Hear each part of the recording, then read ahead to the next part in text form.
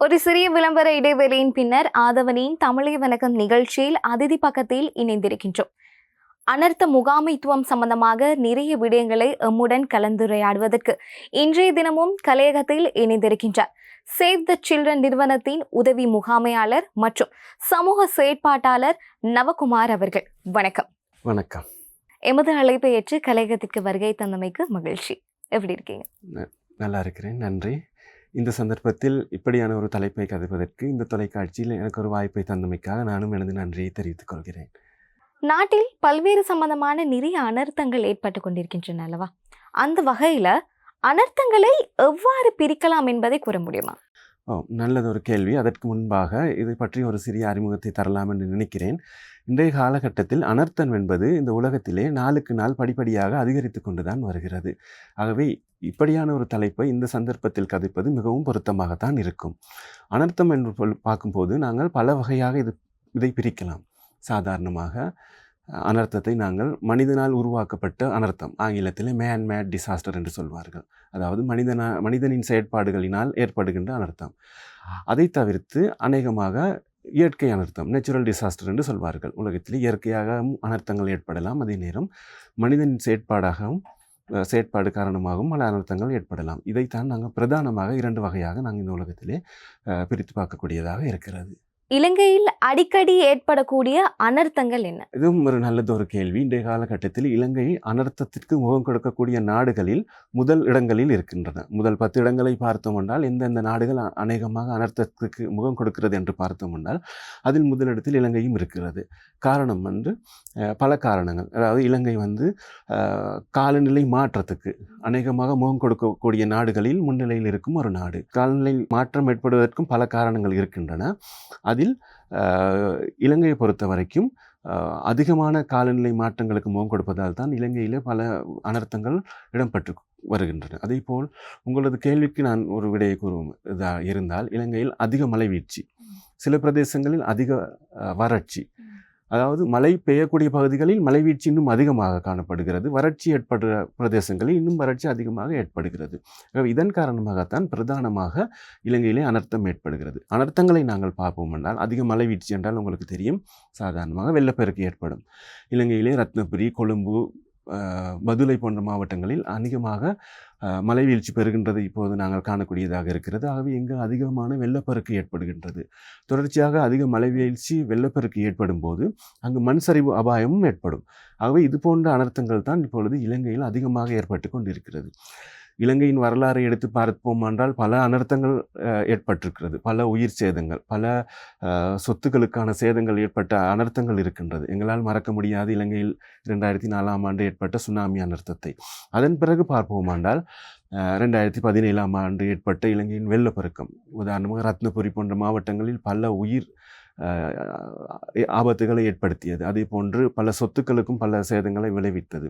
ஆகவே இலங்கை தற்போது அனர்த்தத்துக்கு முகம் கொடுத்து கொண்டிருக்கக்கூடிய நாடுகளில் பிரதானமாக கதைக்கப்படுகின்ற நாடு. அநேகமாக வெள்ளப்பெருக்கு என்பது ஒவ்வொரு வருடமும் பல தடவைகள், உதாரணத்துக்கு ரத்னபுரி மாவட்டத்தை எடுத்து பார்ப்போம் என்றால், சில சமூகங்களோடு நாங்கள் கலந்துரையாடும் போது அவர்கள் கூறுகின்ற ஒரு விடயம்தான், ஒரே வருடத்தில் 10 தடவை 11 தடவைக்கு மேல் இந்த அனர்த்தத்துக்கு முகம் கொடுத்திருக்கிறார்கள். அதாவது வெள்ளப்பெருக்கு. வெள்ளப்பெருக்கு போன்ற அனர்த்தங்களுக்கு முகம் கொடுக்கும் போது மக்களின் நிலைமையை பற்றி நீங்கள் அறிந்திருப்பீர்கள், சொல்ல தேவையில்.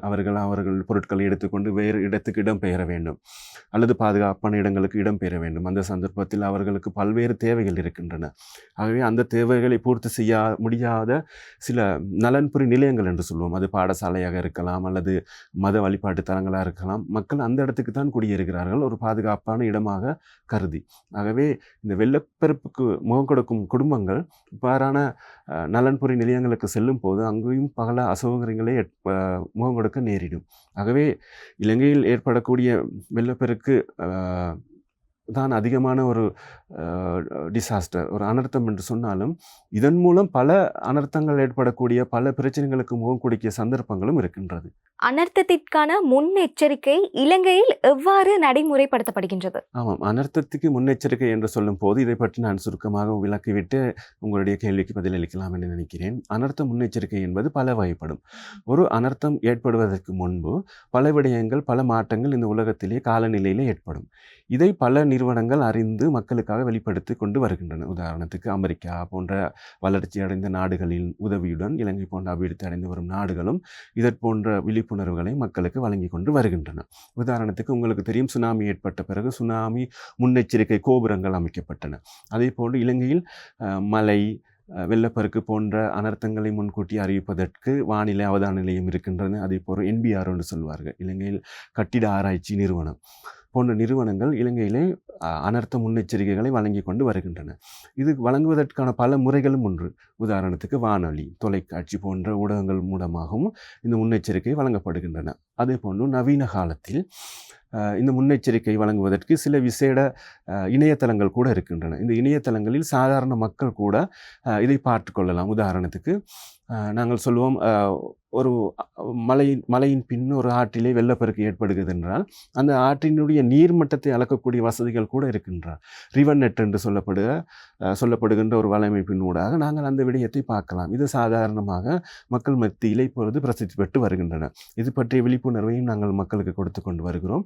ஆகவே மக்கள் இந்த விடயங்களை சாதாரணமாக பார்க்கலாம். இந்த விடயத்தை பெறுகின்ற ஒரு நபர் மற்றும் குழுக்களுக்கு வாட்ஸ்அப் குரூப் போன்ற விடயங்கள் இந்த காலத்தில் சாதாரணமாக பேசப்படுகின்ற பாவிக்கப்படுகின்ற ஒரு ஊடகமாக இருக்கிறது. ஆகவே அதன் ஊடாக கூட இந்த மக்களுக்கு இந்த முன்கூட்டி எச்சரிக்கை, ஏர்லி வார்னிங் என்று சொல்வார்கள், அது சம்பந்தமாக அந்த மக்களுக்கு மெசேஜை கொடுக்கலாம், தகவலை கொடுக்கலாம். ஆகவே ஆனால் இங்கே இருக்கின்ற பிரச்சனை என்னவென்றால், இலங்கையில் மக்களிடம் ஒரு பழக்கம் இருக்கிறது, ப்ராக்டிஸ் என்று சொல்வார்கள்.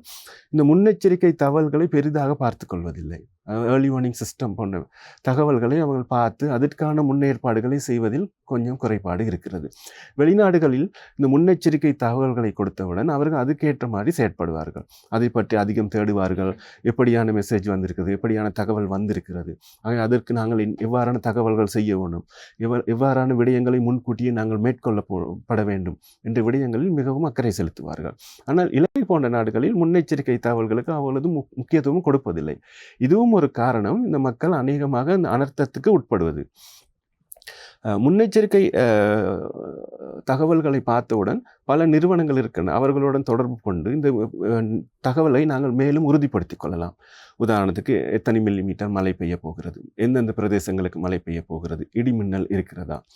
உதாரணத்துக்கு 100 மில்லிமீட்டருக்கு மேல் மழை ஏற்பட்டால் அந்த பிரதேசத்திலே வெள்ளப்பெருக்குக்கும் மண் சரிவுக்கும், நாம் சொல்லுவோம் லேண்ட்ஸ்லைட் என்று சொல்லி, மண் சரிவு அபாயம் ஏற்படக்கூடிய வாய்ப்பு இருக்கிறது. ஆகவே இது போன்ற தடயங்களை அந்த குறிப்பிட்ட நிறுவனத்திடம் கதைத்து நாங்கள் தெரிந்து கொள்ளலாம். ஆனால் இலங்கை போன்ற நாடுகளில் இது குறைவாகத்தான் இருக்கிறது.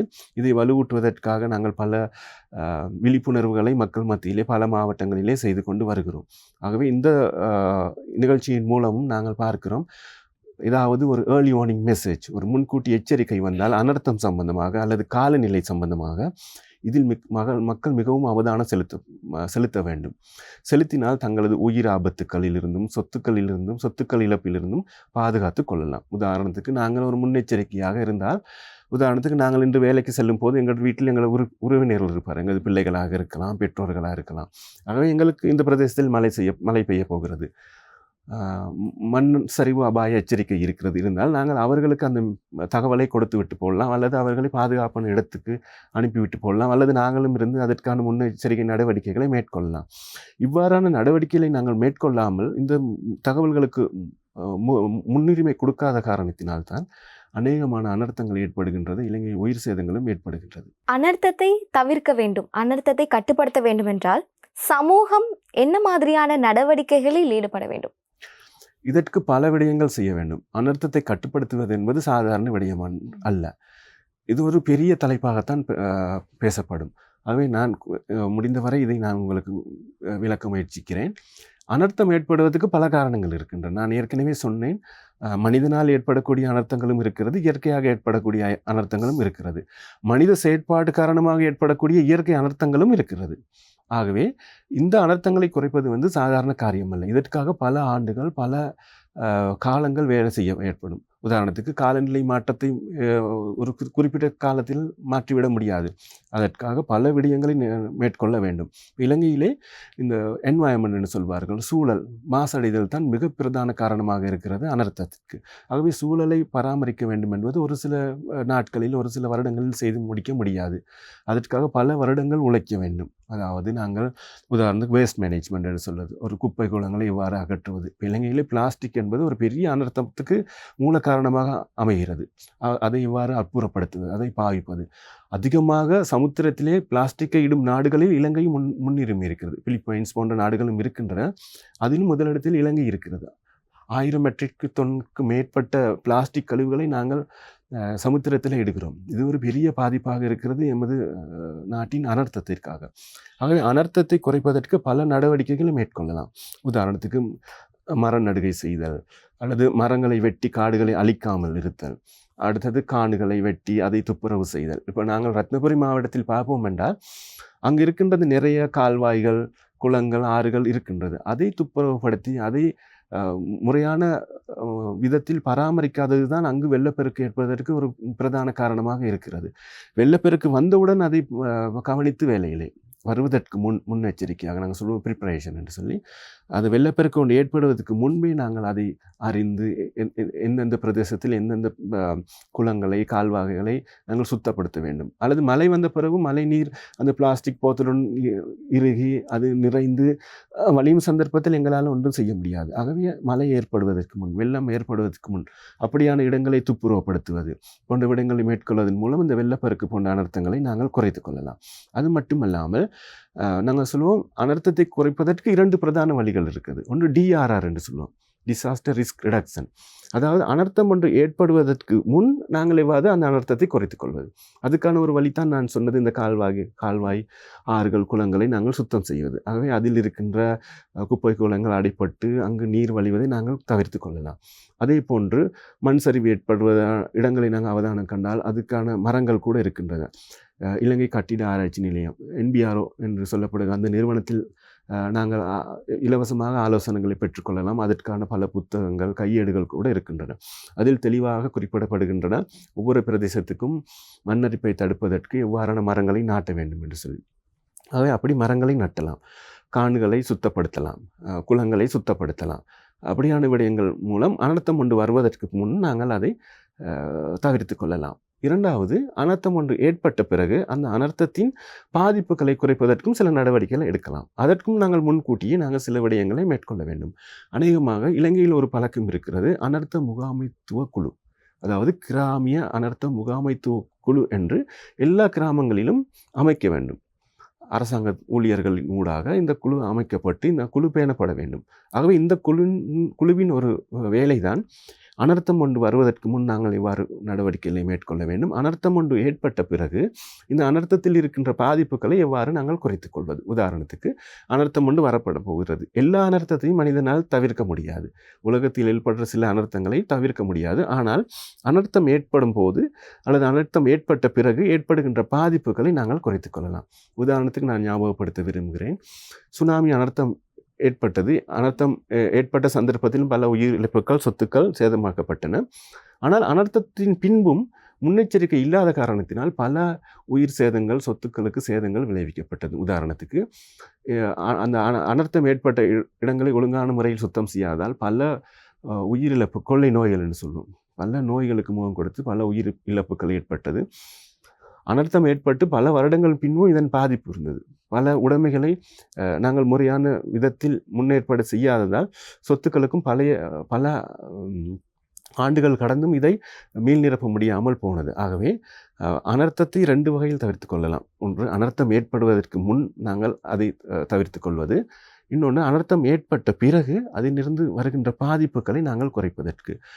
அதில் இன்னொரு விடயத்தை நாங்கள் சொல்ல வேண்டும். இப்போ ஒரு இடத்திற்கு அனர்த்தம் வருகிறது, இங்கு வெள்ளப்பெருக்கு வரப்போகிறது, இதன் மனிதனாய் தடுக்க முடியாது என்று சொன்னால் நாங்கள் அதுக்காக முன்கூட்டிய ப்ரிப்பேர்ட்னஸ் என்று ஆங்கிலத்தில் சொல்வார்கள். இவ்வாறு நாங்கள் அதை தயார் நிலையில் செய்து கொள்வது. உதாரணத்துக்கு ஒரு பாதுகாப்பான இடத்தை நாங்கள் தெரிவு செய்யும். இதில் நாங்கள் சொல்வோம் GNDRR மேப் என்று. ஒரு கிராமத்துக்கு ஒரு அனர்த்த முகாமைத்துவ வரைபடம் ஒன்று வரைய வேண்டும். அங்கு எங்கு பாதுகாப்பான விடயம், எந்த இடத்துக்கு வெள்ளம் வராது, எங்கு மண் சரிவு ஏற்படாது, பாதுகாப்பான இடங்கள் எங்கு, அது பாடசாலையாக இருக்கலாம், நான் ஏற்கனவே சொன்னது போல மத வழிபாட்டு தலங்களாக இருக்கலாம், ஏதோ ஒரு பாதுகாப்பான இடத்துக்கு சென்று அங்கு எத்தனை குடும்பங்கள் சாதாரணமாக இந்த கிராமத்தில் இருக்கிறார்கள், எத்தனை பேர் அங்கு வருவார்கள், அங்கு சிறு பிள்ளைகள், பெண்கள், விசேட தேவையுடைய மக்கள் எத்தனை பேர் இருக்கிறார்கள், இவர்களுக்கான வசதி இருக்கிறதா? உதாரணத்துக்கு வெள்ளப்பெருக்கு ஏற்படுற பிரதேசங்களில் வெள்ளப்பெரும் ஏற்படும் காலத்தில் அங்கு மின்சாரம் துண்டிக்கப்படும். அது ஒரு நல்ல விடயம். ஏன்னா மின்சாரம் இருக்கும்போது வெள்ளப்பெருக்கு ஏற்பட்டால் அந்த பாதிப்பு இன்னும் அதிகமாகலாம். ஆகவே அரசாங்கம் ஒரு முன்னெச்சரிக்கையாக அந்த பிரதேசங்களிலே மின்சாரத்தை தடை செய்துவிடும். அது ஒரு நல்ல விடயம். ஆனால் அந்த தடை செய்யப்பட்ட இடத்தில் வேறு எதுவும் வசதிகள் இருக்கிறதா? உதாரணத்துக்கு நாங்கள் சோலார் பவர் என்று சொல்லுவோம். சூரிய சக்தியை பயன்படுத்தி செய்யக்கூடிய வெளிச்சம் மின் விளக்குகள் அங்கு பாவிக்கப்படலாம். அப்படியான வசதிகள் அங்கு இருக்கிறதா? அதை நாங்கள் யாரிடம் பெற்றுக்கொள்ளலாம்? அதற்கு உதவி செய்யக்கூடிய நிறுவனங்கள் இருக்கின்றன, அல்லது அரசாங்கத்தின் மூலம் பிரதேச செயலகத்தினூடாக கூட அதை பெற்றுக்கொள்ளலாம். அது அந்த மாதிரி வசதிகளை நாங்கள் அந்த இடத்தில் செய்து வைத்துக்கொள்வது. சிறு பிள்ளைகள், நோயாளிகள் கூட அந்த இடத்துக்கு வரலாம். அவர்களுக்கு வெளிச்சம் தேவைப்படும், அல்லது உணவு தேவைப்படும். வெள்ளப்பெருக்கு காலத்தில் சாதாரண குடிநீரை பெற்றுக்கொள்ள முடியாது. ஏனென்றால் எல்லா குடிநீரும் அங்கு இன்ஃபெக்ஷன் சொல்வார்கள். எல்லா இடங்களுக்கும் அந்த சுத்தம் இல்லாத நீர் சென்று அங்கு அந்த நீர் மாசடைந்து காணப்படும். அதை சாதாரணமாக பருக முடியாது. அல்லது நீரை கொதிக்க வைத்து ஆற வைத்து குடிப்பதென்றால் அதுக்கான வசதிகள் அந்த இடத்தில் இருக்கின்றதா? ஆகவே இந்த மாதிரி வசதிகளை நாங்கள் முன்கூட்டியே செய்வது ப்ரிப்பேர்னஸ் என்று சொல்வார்கள்.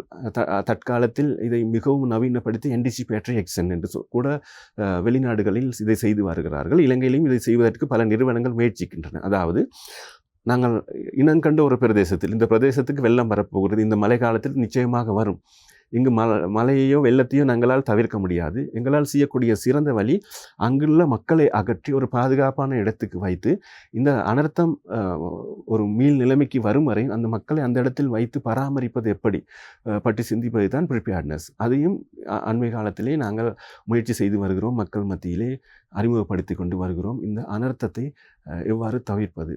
ஆகவே நான் ஏற்கனவே கூறியது போக அனர்த்தம் வருவதற்கு முன் நாங்கள் அதை குறைத்து கொள்ளலாம் அல்லது தவிர்த்து கொள்ளலாம். அதே போன்று அனர்த்தம் வந்த பிறகு அதன் பாதிப்புகளையும், உயிர் சேதங்களையும், சொத்துக்களின் சேதங்களையும் எவ்வாறு குறைத்துக் கொள்வது என்பது பற்றி நாங்கள் பார்க்கலாம். இதை முழுமையாக சேர்த்து தான் அனர்த்த முகாமைத்துவம் என்று நாங்கள் சொல்கிறோம். அனர்த்தத்தை குறைப்பது, அனர்த்தம் ஒன்று வந்த பிறகு அதன் பாதிப்பை குறைப்பது, முழுமையாக சேர்த்து தான் நாங்கள் அனர்த்த முகாமைத்துவம் என்று நாங்கள் சொல்கிறோம். அனர்த்தத்தை 2 வகையாக பிரிக்கலாம். இயற்கை அனர்த்தம், ஒன்று மனிதனால் ஏற்படக்கூடிய அனர்த்தங்கள். இந்த மனிதனால் ஏற்படக்கூடிய அந்த அனர்த்தங்களை பற்றி விரிவாக கூற முடியுமா? மனிதனால் ஏற்படக்கூடிய அனர்த்தங்கள் ஒன்று பல வகைப்படுகின்றன. இயற்கை அனர்த்தங்களும் அதே போன்று பல வகையான அனர்த்தங்கள் இருக்கின்றன. நாங்கள் மனிதனால் செய்யக்கூடிய அனர்த்தங்களை நாங்கள் இப்போ யுத்தத்தை கூட ஒரு அனர்த்தம் என்று கூட கூறலாம். ஏன்னா யுத்தம் ஒன்று ஏற்பட்டால், அங்கு ஒரு குண்டு வெடிப்பு அல்லது ஏதோ ஒரு ஏற்பட்டால் அதுவும் ஒரு அனர்த்தம் தான். ஏன் பல மக்கள் அங்கே பாதிக்கப்பட போகிறார்கள். ஒரு மனிதனுக்கு மனிதனின் உயிருக்கு அல்லது அவன் சொத்துக்கு அல்லது அவனுடைய வாழ்க்கைக்கு, சாதாரண வாழ்க்கைக்கு பாதிப்பு ஏற்படக்கூடிய எல்லா விடயங்களுமே அனர்த்தம் என்று தான் நாங்கள் கூறுவோம். உதாரணத்துக்கு டெங்கு நோய் ஏற்பட்டால் அதையும் ஒரு அனர்த்தமாகத்தான் நாங்கள் கருதுகிறோம். இலங்கையில் டெங்கு நோயும் ஒரு அனர்த்தமாகத்தான் கருதப்படுகிறது. அதே போன்று இப்போ இலங்கையில் வந்தது கொரோனா, யாருக்கும் தெரிந்த விடயம். கொரோனா காலங்களும் அதுவும் ஒரு அனர்த்தமாகத்தான் கருதப்படுகிறது. அப்போ இலங்கையில் மனிதனால் உருவாக்கப்பட்ட அனர்த்தத்துக்கு பல உதாரணங்கள் இருக்கின்றன. அதில் ஒன்று தான் நாங்கள் இப்படி இந்த டெங்கு நோயை நாங்கள் முடிந்தால் மனிதனால் தவிர்த்து கொள்ளலாம். நுளம்புகள் பரவக்கூடிய இடங்களை நாங்கள் சுத்தம் செய்து அதற்கான வேலைகளை செய்தால், இந்த வேலைகளை நாங்கள் ரத்னபுரி மாவட்டத்தில் மாவட்ட செயலகத்துடன் இணைந்து பல வேலைகளை செய்திருக்கிறோம். ஆகவே இந்த மாதிரி விடயங்களை கூட மனிதனால் ஏற்பட்ட அனர்த்தமாகத்தான் கூறுறோம். யுத்தமாக இருக்கலாம், ஒரு நோய் பரவுவதாக இருக்கலாம், அல்லது சில இயற்கை அனர்த்தங்களுக்கு மனிதன் செயற்பாடு காரணமாக அமைகிறது. உதாரணத்துக்கு வெள்ளப்பெருக்கு, இதை தவிர்த்து கொள்ளலாம். மரங்களை வெட்டுவது, அது மட்டும் இல்லாமல் நீரோடைகளை முறையாக பராமரிப்பது கிடையாது. கான்களை, கல்வெட்டு என்று சொல்லுவோம், வந்து போக்குகளை சுத்தம் செய்யாத விடயங்களை மனிதன் செய்யாமல் இருப்பதும் ஒரு காரணமாக இருக்கிறது. இதெல்லாம் சரியாக செய்தால் கூட இந்த மனிதனால் ஏற்படக்கூடிய அனர்த்தங்களை குறைத்து கொள்ளலாம். ஆகவே இலங்கை மக்களிடம் இந்த ப்ராக்டிஸ் என்று சொல்லுவார்கள், இந்த நடைமுறை படுத்த வேண்டும். இதை நடைமுறைப்படுத்துவது, இதை கவனித்து எடுத்துக்கொள்வது குறைவாகத்தான் இருக்கிறது. அதுக்காகத்தான் இப்படியான விழிப்புணர்வுகளை செய்து கொண்டு போகிறோம். அனர்த்தம் ஏற்பட்ட பிறகு மக்கள் என்ன மாதிரியான அந்த நடவடிக்கைகளில் ஈடுபட வேண்டும்? ஒரு அனர்த்தத்துக்கு முகம் கொடுத்த பிறகு அவர்கள் என்று சொல்வார் பதட்டமான நிலையில் இருப்பார்கள், என்ன செய்வதென்று அறியாது. இதற்கு தான் நான் ஏற்கனவே சொன்னேன், அனர்த்த முகாமைத்துவ குழுவினூடாக ஒரு அனர்த்த முகாமைத்துவ வரைபடம் இருக்க வேண்டும். அங்கு ஒரு அனர்த்தம் ஏற்பட்டால் எந்த இடத்துக்கு செல்ல வேண்டும் என்பது மக்களுக்கு முன்கூட்டியே தெளிவுபடுத்தப்பட்டிருக்க வேண்டும். அப்பொழுதுதான் ரிஸ்கஸ் என்று சொல்வார்கள். நாம் ஒரு அனர்த்தத்துக்கு முகம் கொடுத்து இருக்கிறோம் என்றால் எங்களை காப்பாற்ற வருபவர்களுக்கும் தெரியும் நாங்கள் எங்கு இருக்கிறோம் எல்லாம். அந்த வரைபடம் முக்கியம். அது சில முக்கியமான இடங்களில் வைக்கப்பட்டிருக்க வேண்டும். அரச காரியாலயங்கள் கூட அந்த படம் வைக்கப்பட்டிருக்க வேண்டும். அப்பொழுதுதான் மக்களுக்கு தெரியும் ஒரு அனர்த்தம் ஏற்பட்டால் நாங்கள் எந்த இடத்துக்கு செல்வோம் என்று. இல்லை மற்ற ஒரு உதாரணத்துக்கு ஒரு வெள்ளப்பெருக்கு எடுத்துக்கொள்வோம். வெள்ளப்பெருக்கு ஏற்படும் போது அந்த நீர் வரும்போது மக்கள் பதட்டம் அடைந்து விடுவார்கள். நாங்கள் எங்கு செல்வது? எல்லா பக்கமும் மக்கள் ஓடுவார்கள். ஆகவே எங்களை காப்பாற்ற வருபவர்களுக்கும் அது சிரமமாக இருக்கும். ஆகவே இதை முன்கூட்டியே நாங்கள் அவர்களுக்கு தெளிவுபடுத்த இருக்க வேண்டும். ஒரு அனர்த்தம் அல்லது வெள்ளப்பெருக்கு வரும்போது நாங்கள் எந்த இடத்துக்கு கொள்ள வேண்டும், யாரை நாங்கள் தொடர்பு கொள்ள வேண்டும், அவர்களுடைய தொலைபேசி இலக்கங்கள் அந்த மக்கள் மத்தியில் இருக்கிறதா, இது ஒவ்வொரு தனிப்பட்ட குடும்பங்களுக்கும் தனிப்பட்ட நபர்களுக்கும் தெளிவுபடுத்தப்பட்டிருக்க வேண்டும்.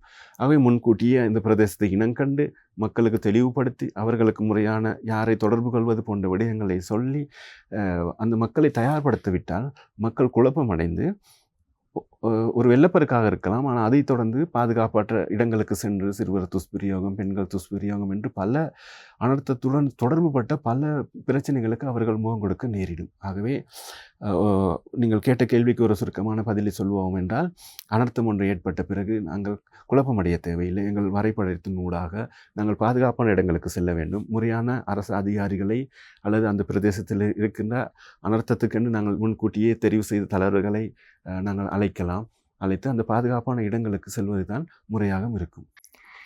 ஏனைய நாடுகளில் ஒப்பிடுகையில் அந்த இலங்கைக்கும் மற்ற நாடுகளுக்கும் இந்த அனர்த்தங்களில் ஏற்படுகின்ற அந்த கட்டுப்பாடுகளாக இருக்கட்டும், முன்னெச்சரிக்கை நடவடிக்கைகளாக இருக்கட்டும், எவ்வாறான நிலைமைகளில் உள்ளது? இது ஒரு நல்ல கேள்வி. ஏற்கனவே நான் சொன்னது போல இதில் ப்ராக்டிஸ் என்று சொல்வார்கள், பழக்க வழக்கத்தில் தான் அதிகமாக இருக்கிறது. வெளிநாட்டவர்களுக்கும் இலங்கைக்கும் உள்ள வேறுபாடு என்றால், அங்குள்ள மக்கள் அனர்த்தம் சம்பந்தமாக அதிக கவனம் செலுத்துவார்கள். ஏனென்றால் இந்த உலகத்தில் நாங்கள் பார்த்தோம் என்றால் இந்த ட்ரெண்ட் என்று சொல்வார், வேர்ல்டு ட்ரெண்டை பார்த்தோம் என்று சொன்னால் நாளுக்கு நாள் அனர்த்தம் ஏற்படுகின்ற கால எல்லை குறைந்து அடைந்து கொண்டு போகிறது. ஆரம்பத்தில் நாங்கள் சொல்வோம் என்றால், உதாரணத்துக்கு பூமி அதிர்ச்சி எடுத்துக்கொள்வோம்.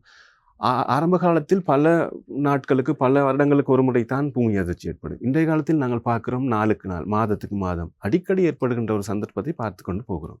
ஆகவே இந்த உலகத்தில் அனர்த்தம் ஏற்படுவது அடிக்கடி, அதை நாங்கள் உலகத்தில் அவதானிக்கக்கூடியதாக இருக்கின்றது. ஆகவே இதன் முன்னெச்சரிக்கையாக மற்ற நாடுகளில் உள்ள மக்கள் முன்னெச்சரிக்கை தகவல்கள் வரும்போது, ஏற்கனவே நாங்கள் கதைத்தது போது ஏர்லி வார்னிங் மெசேஜ் என்று சொல்வார்கள், இதை மிகவும் அவதானம் செலுத்துவார்கள். இலங்கையில் உள்ள மக்கள் இது சம்பந்தமாக அதிக கவனம் செலுத்துவது குறைவு. இதற்கான ஒரு பெரிதான இடத்தை வழங்குவது குறைவு, அக்கறை எடுத்துக்கொள்வது குறைவு.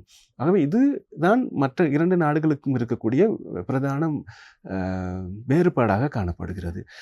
அது மட்டுமல்ல, இலங்கையிலும் பல முன்னெச்சரிக்கைகள் தகவல்கள் வழங்கப்படுகின்றன, இல்லாமல் இல்லை.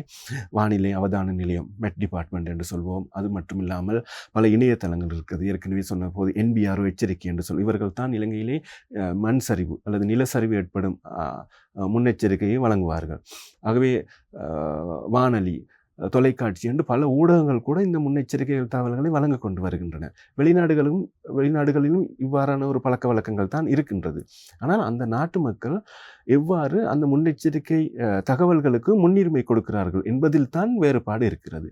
இலங்கை போன்ற அபிவிருத்தி அடைந்த ஒரு நாடுகள் இதற்கு பெரிதான முன்னுரிமை கொடுப்பதில்லை. இதன் காரணமாகத்தான் இவர்கள் அதிகமாக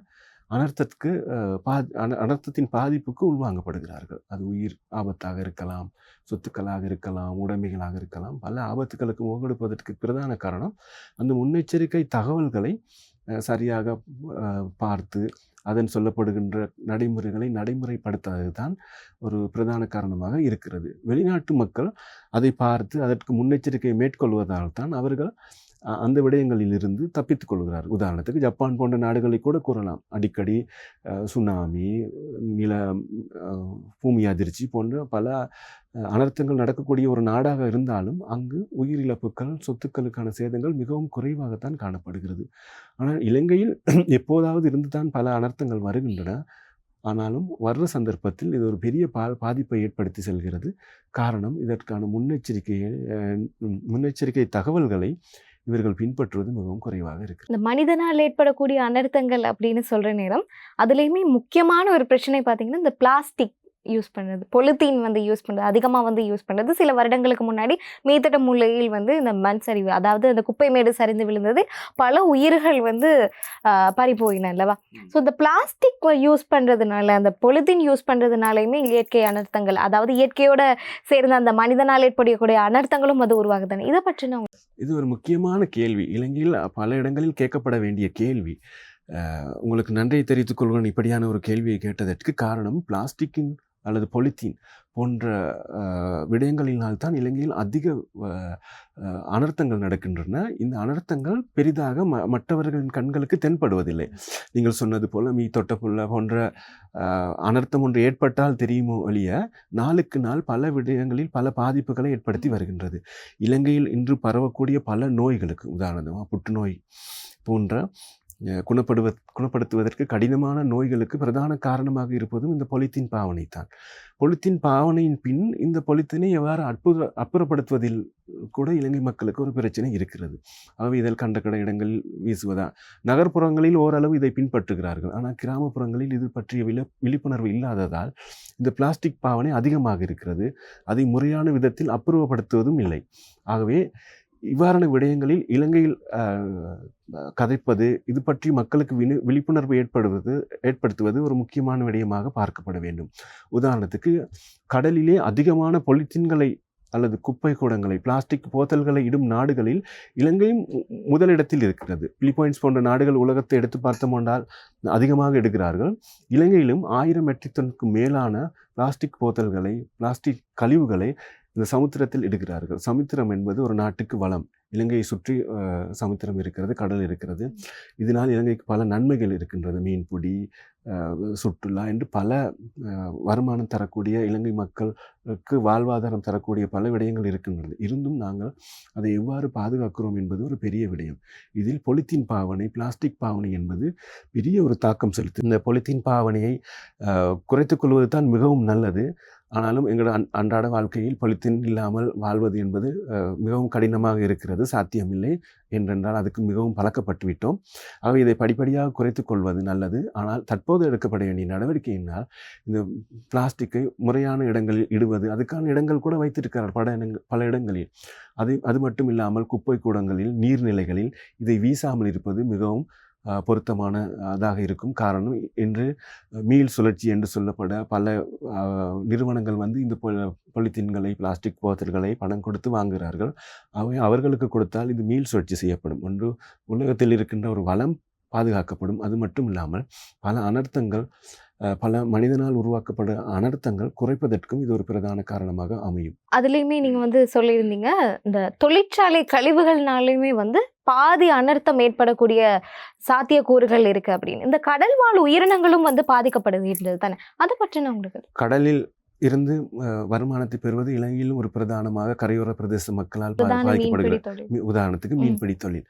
ஆகவே இந்த மீன் தொழில் கூட பாதிக்கப்படக்கூடிய சந்தர்ப்பங்கள் இருக்கின்றது. இந்த நீர்நிலை மாசடைவது, நீங்கள் சொன்னீங்க, தொழிற்சாலைகளுக்கு இன்று அரசாங்கத்தின் மூலமாக பல சட்ட திட்டங்களை வகுத்து அதன் மூலமாக நடவடிக்கை எடுக்கப்பட்டு கூட வருகின்றன.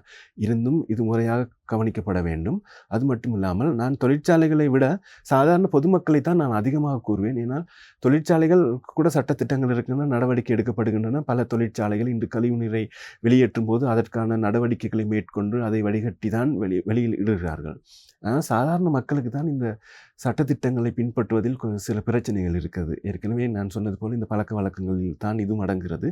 கண்ட இடங்களில் வீசுவது, நீர்நிலைகளில் வீசுவது, குறிப்பாக நாங்கள் பிளாஸ்டிக் கொண்டை வாங்கிவிட்டு அதை அப்புறப்படுத்துவதை விட அதை வாங்காமல் இருப்பது, அதை குறைத்து கொள்வதே மிகவும் நல்லது என்று நான் நினைக்கிறேன். ஆகவே இந்த பிளாஸ்டிக் போத்தல்களை அல்லது பொலித்தீன்களை சமுத்திரத்தில் இடுவது பெரிய பாதிப்பாக இருக்கிறது. நீங்கள் சொன்னது போல தொழிற்சாலை கழிவுகளும் கூட தான் பாதிப்பை ஏற்படுத்துகின்றன.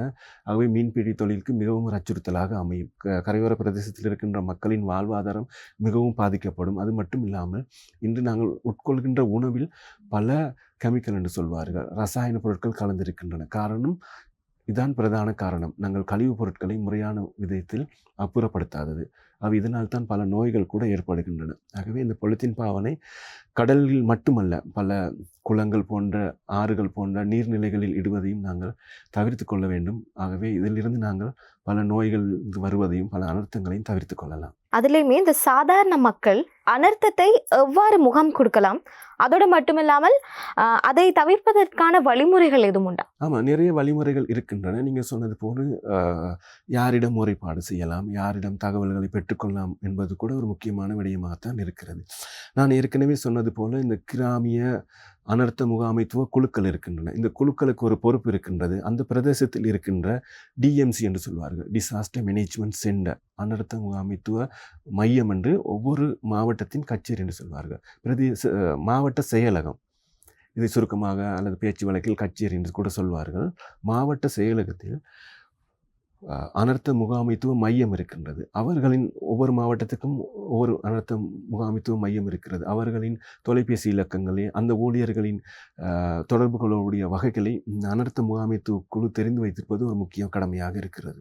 அது மட்டும் இல்லாமல் மாவட்ட மட்டத்தில் கூட அதுக்கான தொலைபேசி இலக்கங்கள் இருக்கின்றன. ஆகவே அதை தெரிந்து பிரதேச செயலகத்தில் அதை பெற்றுக்கொள்ளலாம். அல்லது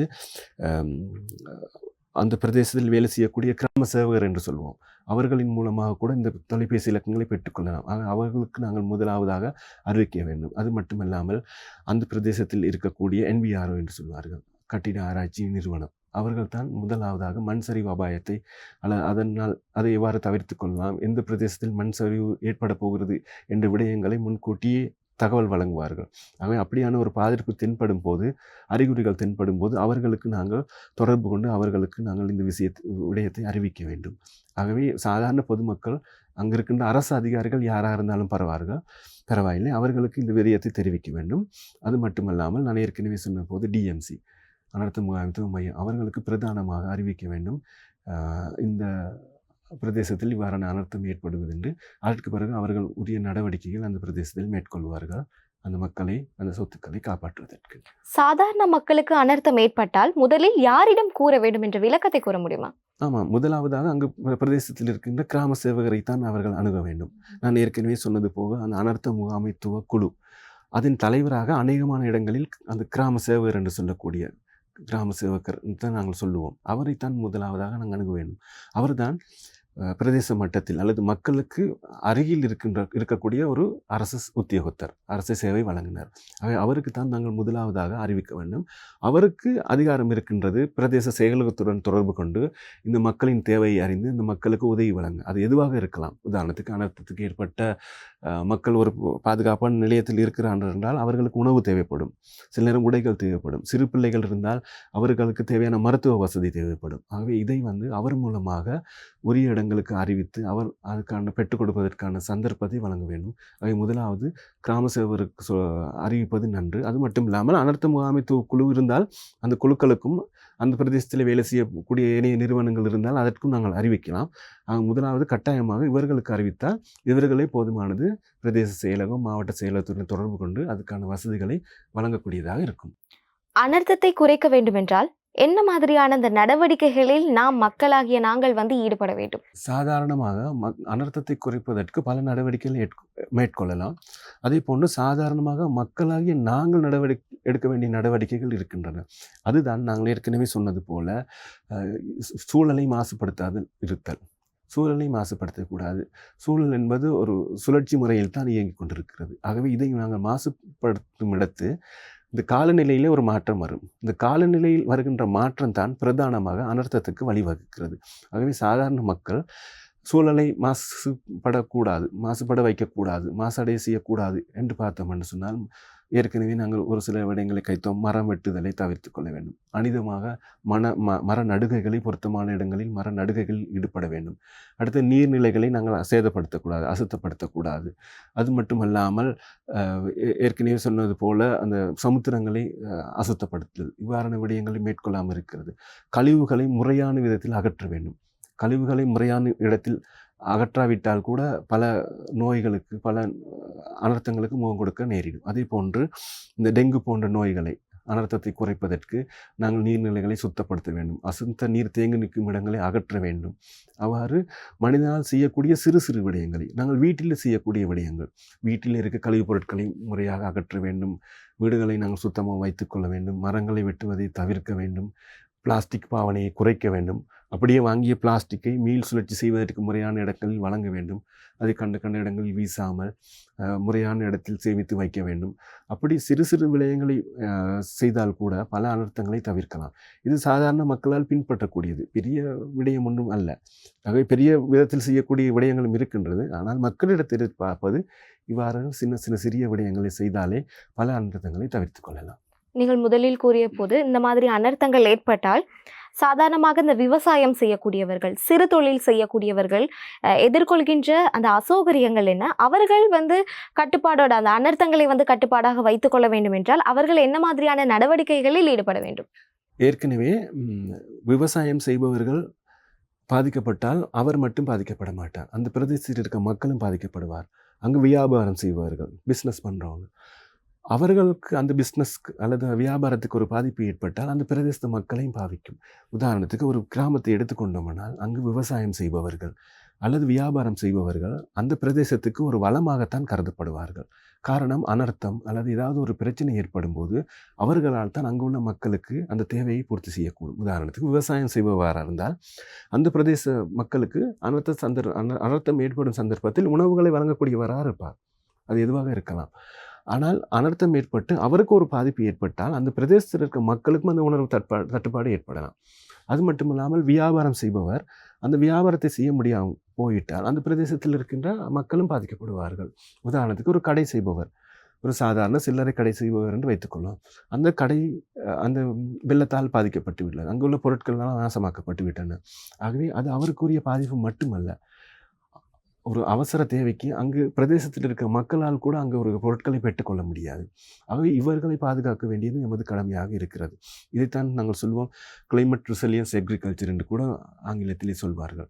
அதாவது காலநிலை மாற்றத்துக்கு ஏற்ப எப்படி நாங்கள் விவசாயம் மேற்கொள்வது அல்லது அனர்த்தத்துக்கு முகம் கொடுத்து கொண்டு எவ்வாறு நாங்கள் விவசாயத்தை மேற்கொள்வது. நீங்கள் ஏற்கனவே நாங்கள் கதைத்த உதாரணத்துக்கு ஜப்பான் போன்ற நாடுகளை எடுத்துக்கொண்டால் நாளுக்கு நாள் அவர்கள் இயற்கை அனர்த்தங்களுக்கு, இந்த மாதிரியான அனர்த்தங்களுக்கு முகம் கொடுக்கிறார்கள். இருந்தும் அவர்களின் பொருளாதாரத்துக்கோ அல்லது அவர்கள் விவசாயத்துக்கோ பாதிப்பு ஏற்படுவதில்லை. காரணம், அதற்கு பொருத்தமான விவசாயம், அதற்கு பொருத்தமான வியாபாரத்துறைகளை அவர்கள் தெரிவு செய்திருக்கிறார்கள். ஆகவே இங்குள்ள மக்களுக்கும் இது போன்ற விடயங்கள் பயிற்றப்பட வேண்டும். அதாவது காலநிலைக்கு ஏற்ப இவ்வாறு விவசாயத்தை கொள்வது, அதற்கான பயிர்கள் என்ன.